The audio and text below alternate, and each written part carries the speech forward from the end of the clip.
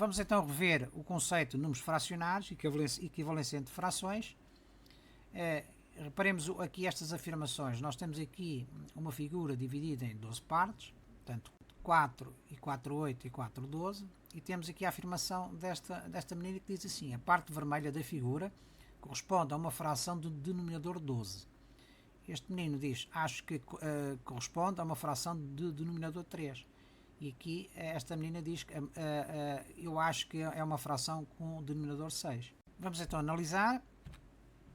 No primeiro caso, na primeira afirmação, que diz assim: a parte vermelha da figura corresponde a uma fração de denominador 12. Nós temos a nossa figura, que está aqui representada, vai ser dividida em 12 partes iguais. E vamos considerar 8 dessas partes. Portanto, nós estamos a considerar 8 partes, 4 mais 4, 8, do total de 12. Portanto, efetivamente, é uma fração com denominador 12. Na segunda afirmação, ele diz assim, o menino diz: acho que corresponde a uma fração de denominador 3. Vamos dividir a nossa figura em 3 partes. Cá está, uma parte, 2, 3 partes iguais, tem que ser partes iguais, e nós estamos a considerar 2 dessas 3 partes, portanto temos 2 terços, a fração 2 terços. Portanto, a afirmação também está correta. Esta figura é igual àquela, como nós vamos ver aqui. Se nós dividirmos 8 por 2 e 12 por 2, nós vamos obter a simplificação de 4 sextos, e dividindo outra vez por 2, quer o numerador, quer o denominador, nós vamos obter 2 terços. Efetivamente, a fração 2 terços é equivalente à fração 8 dozeavos e equivalente à fração 4 sextos.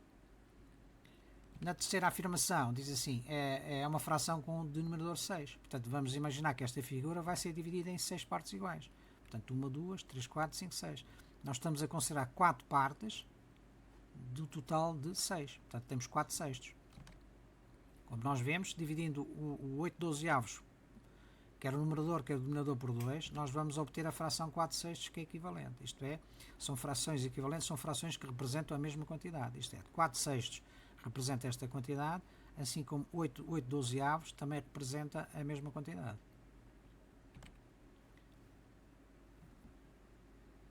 Aqui podemos ver na reta numérica a fração 8 dozeavos. Nós temos a unidade 1 dividida em 12 partes.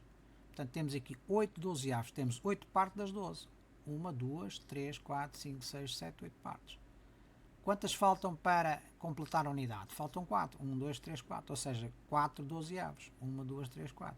Se somarmos 8 dozeavos com 4 dozeavos, tem o mesmo denominador, damos o mesmo denominador e somamos os numeradores. Portanto, 8 e 4, 12. Fica 12 dividido por 12 dá 1 sobre 1, que é exatamente 1. Vamos ver o outro caso. Nós aqui temos 4 sextos, a unidade está dividida em 6 partes iguais, temos 1, 2, 3, 4, 5, 6, nós estamos a considerar 4 dessas 6 partes. Quantas faltam para completar a unidade? Faltam 2 partes, é 2 sextos.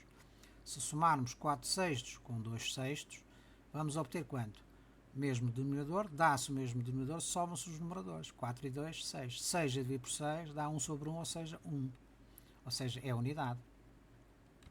Na última situação, nós temos 2 terços, isto é, a unidade está dividida em 3 partes iguais, e nós consideramos 2 delas, 1, 2. Quantas faltam para completar a unidade? Falta uma parte, 1 terço. Portanto, se somarmos 2 terços com 1 terço, os denominadores são iguais, dá-se o mesmo denominador e somam-se os numeradores. 2 mais 1 dá 3. 3 dividido por 3 dá 1. É a unidade. A soma 2 terços com 1 terço dá a unidade. Pronto, a questão que se levanta aqui é a seguinte: os 3 meninos estão certos? A Diana está a pensar em que fração, e o Pedro e a Mafalda. Portanto, neste caso, a Mafalda está a pensar na fração 8 dozeavos, isto é, considera-se 8 partes do total de 12. O Pedro está a pensar numa fração 2 terços, isto é, considera 2 partes de um total de 3. E a Diana está a pensar na fração 4 sextos, isto é, está a considerar 4 partes de um total de 6. Portanto, as frações 2 terços, 4 sextos e 8 dozeavos são frações equivalentes, isto é, são frações que representam a mesma quantidade. Agora a questão que se levanta é a seguinte: quantas frações equivalentes existem para representar uma quantidade específica? Por exemplo, 2. Podemos representar o 2 sob uma forma de fração. Como? Basta. Não tem denominador, mas é como seja denominador igual a 1. Portanto, 2 sobre 1. Quantas frações equivalentes é que nós podemos arranjar para esta fração 2 sobre 1? Se multiplicarmos por 2, temos 2 vezes 2, 4. E aqui temos 2 vezes 1, 2. Temos 4 meios. É uma fração equivalente. Se multiplicarmos por 3, temos 3 vezes 2, 6. 3 vezes 1, 3. 6 terços. Temos outra fração equivalente. Se multiplicarmos por 4, temos 2 vezes 4, 8. 1 vezes 4, 4. 8 quartos. Outra fração equivalente. Se multiplicarmos por 1000, temos 2000 sobre 1000, temos uma fração equivalente. Então, quantas frações equivalentes é que nós podemos arranjar? Portanto, qualquer que seja a quantidade específica que nós queremos representar, existem sempre infinitas frações equivalentes. Nós vemos por quantos números é que nós podemos multiplicar o numerador e o denominador, números iguais, como é evidente, o numerador e o denominador de uma fração, de modo a obtermos frações equivalentes. São infinitos, não é? Os números são infinitos, portanto, os números inteiros são infinitos, e nós temos então infinitas frações equivalentes.